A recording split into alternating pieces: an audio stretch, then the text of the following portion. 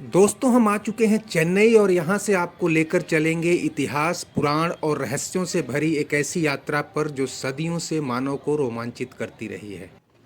आपने रामेश्वरम और राम सेतु का नाम तो बहुत सुना होगा और इससे जुड़े वीडियोज भी देखे होंगे। लेकिन आज आप हमारी यात्रा में न केवल उस राम सेतु के साक्षी बनेंगे, बल्कि उससे जुड़े कई रहस्यों और तथ्यों से भी रूबरू होंगे। उस पत्थर का भी दर्शन कराएंगे जो कभी पानी में नहीं डूबते, और इसकी पड़ताल भी करेंगे कि आखिर राम सेतु को लेकर धर्म, पुराण और वैज्ञानिकता क्या कहती है, और यह पुल आखिरकार पानी में क्यों डूब गया। अंग्रेजों से लेकर नासा तक ने क्यों मान लिया कि भारत और श्रीलंका के बीच समुद्र में करीब 50 किलोमीटर लंबा यह स्ट्रक्चर सदियों पुराना मानव निर्मित पुल ही है। अपने ही देश में राम सेतु की पौराणिकता और अस्तित्व पर कानूनी सवाल उठाए गए, लेकिन यह भी एक सच्चाई है कि श्रीलंका के तटीय मुसलमान आज भी इसे आदम पुल कहते हैं और अंग्रेजी सरकार ने भी इसे एडम ब्रिज ही कहा। यानी सबने माना कि यह कोई प्राकृतिक ढांचा नहीं, बल्कि हजारों साल पहले अदम्य साहस और जीवट के दम पर बनाया गया एक पुल था जो भारत को लंका से जोड़ता था। तो दोस्तों, हमने चेन्नई से पकड़ी रामेश्वरम एक्सप्रेस, जो वैसे तो रामेश्वरम द्वीप तक जाती है, लेकिन इन दिनों नए पंबन ब्रिज के निर्माण और रामेश्वरम रेलवे स्टेशन के रिडेवलपमेंट के चलते यह भारत के मेनलैंड के आखिरी स्टेशन यानी मंडपम तक ही जाती है। मंडपम उतरने के बाद हमें सड़क मार्ग से समुद्र के ऊपर करीब 2 किलोमीटर दूरी पार करनी थी। इस दौरान आप भी नए और पुराने पंबन रेल ब्रिज को देख सकते हैं। करीब 100 साल पुराना रेलवे ब्रिज बंद है और नए पुल का लगभग निर्माण हो चला है। पुराने पुल पर पिछले साल तक ट्रेनें चल रही थी और आज अगर ट्रेन चल रही होती तो हम रोड ब्रिज के बजाय पंबन रेल ब्रिज का भी लुत्फ उठा रहे होते। तो दोस्तों, हम मंडपम से अब पहुंच गए रामेश्वरम, जो अपने आप में एक बड़ा तीर्थ है। श्रीलंका से लौटने के बाद भगवान राम ने यहाँ एक शिवलिंग की स्थापना की थी और भगवान शंकर को प्रसन्न करने की कोशिश की थी। उस जगह पर यह भव्य मंदिर है जो हिंदू धर्म के सबसे पवित्र ज्योतिर्लिंगों में से एक है। रामेश्वरम ही वो जगह है जहां लंका पर चढ़ाई के लिए वानरी सेना एकत्र हुई थी और समुद्र पर एक बड़े पुल के निर्माण की योजना बनी। लेकिन सबसे बड़ा काम उस जगह का चुनाव करना था जो श्रीलंका से सबसे करीब था और जहां ऐसा पुल बनाया जा सकता था। कंबन रामायण में जिक्र है कि वह जगह धनुषकोड थी जहां से पुल का निर्माण हुआ, और तमिलनाडु के दक्षिण पूर्व में आज भी यह भारत का अंतिम जमीनी छोर है।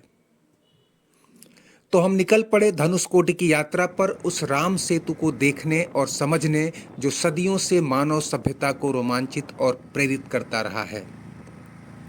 कंबन रामायण में यह भी कहा गया है कि भगवान राम ने लंका विजय के बाद विभीषण के कहने पर यह पुल तोड़ दिया था, इसीलिए उस जगह का नाम धनुषकोडी पड़ा। यह भी कहा जाता है कि चूंकि राम सेतु का आकार धनुष के जैसा था, इसलिए उस जगह को धनुषकोडी कहते हैं। धनुषकोडी रामेश्वरम से 21 किलोमीटर की दूरी पर है। अब यह एक नेशनल हाईवे है और सच पूछें तो सिर्फ हाईवे ही है। उसके दाएं बाएं कुछ एक मीटर जमीन है, बाकी चारों तरफ समुद्र ही समुद्र, यानी समुद्र के बीचों बीच करीब 20 किलोमीटर लंबी पट्टी। इसी पट्टी पर यात्रा करते हुए हम धनुषकोडी की ओर बढ़ रहे थे कि ड्राइवर ने लेफ्ट टर्न किया और बताया कि इस तरफ एक विभीषण मंदिर है जहां काफी लोग दर्शन के लिए जाते हैं। पौराणिक मान्यता है कि यही वो जगह है जहां लंका से निष्कासित विभीषण का सबसे पहले स्वागत और राज्याभिषेक किया गया था। एक मान्यता यह भी है कि यहीं से समुद्र सेतु का काम शुरू हुआ था और इस मंदिर से भी समुद्र सेतु का एक हिस्सा दिखाई देता है। बहरहाल, विभीषण मंदिर तो हमें कोई खास भव्य नहीं लगा, लेकिन इसके पास ही समुद्र तट पर जो कुछ दिखा वो रोमांचित करने वाला था। यहाँ एक आदमी एक पत्थर लिए खड़ा था जिसे छूने और सिर पर रखवाने वालों की लाइन लगी हुई थी। कहते हैं कि यही वो पत्थर है जो पानी में नहीं डूबते और इसी से राम सेतु का निर्माण किया गया था। हालांकि विज्ञान इसे प्यूमिस स्टोन कहता है, जो ज्वालामुखी के फटने से निकलते हैं और पानी में नहीं डूबते। बहरहाल, यहाँ ज्वालामुखी का इतिहास तो नहीं है, पर समुद्र में ऐसे पत्थर जरूर मिलते हैं जो पानी में नहीं डूबते। यहाँ पानी में कई श्रद्धालु आपको वही पत्थर ढूंढते दिखाई देंगे।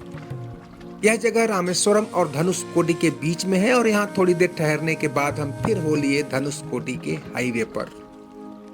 आगे एक लंबा रास्ता, लेकिन दाएं बाएं सिर्फ समुद्र।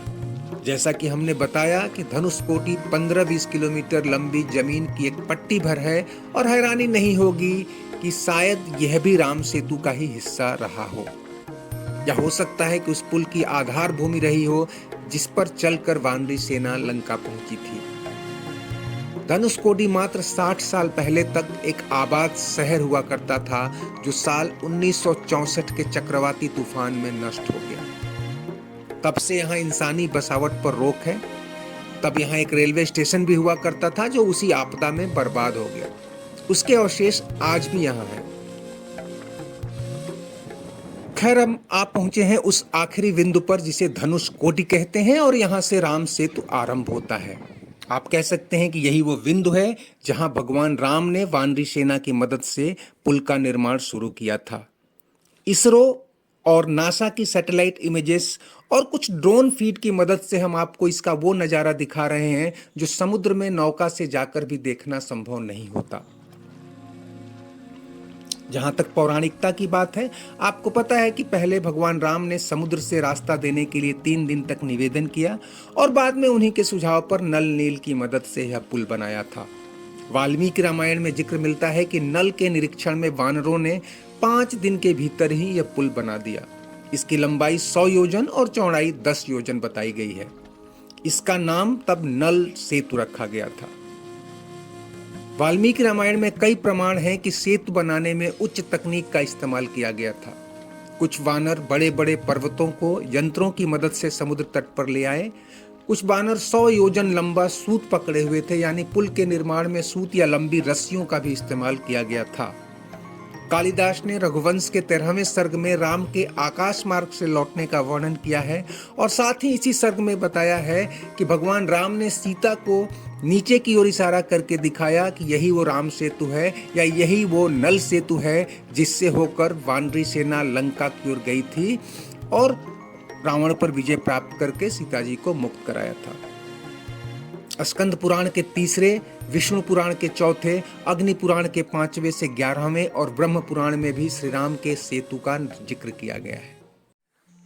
दिसंबर 1917 में एक अमेरिकी TV show ancient land bridge में अमेरिकी पुरातत्वविदों ने वैज्ञानिक जांच के आधार पर कहा था कि श्री राम के श्रीलंका तक सेतु बनाने की हिंदू पौराणिक कथा सच हो सकती है।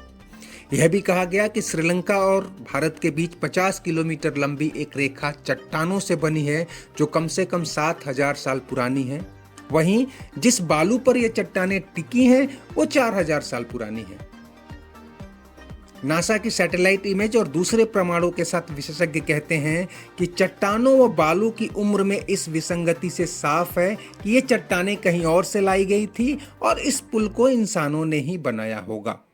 बहरहाल ये पुल क्यों टूटा या अब क्यों नहीं दिखाई देता, इसे लेकर भी अलग अलग मत हैं। पौराणिक मान्यता है और कंबन रामायण में भी इसका जिक्र है कि विभीषण के कहने पर भगवान राम ने धनुष बाण से इस पुल को तोड़ दिया था, जबकि कुछ लोग चक्रवाती तूफानों, सुनामी या समुद्री जलस्तर के बढ़ने के कारण पुल नीचे चले जाने की बात करते हैं। लेकिन पुल पानी में 1 मीटर ही नीचे है और ऊपर से इसे साफ साफ देखा जा सकता है। दोस्तों, उम्मीद है आपको वीडियो पसंद आया होगा। इसे लाइक, शेयर और सब्सक्राइब कर लें और कमेंट बॉक्स में अपनी राय भी जरूर दें। शुक्रिया, नमस्ते, आभार।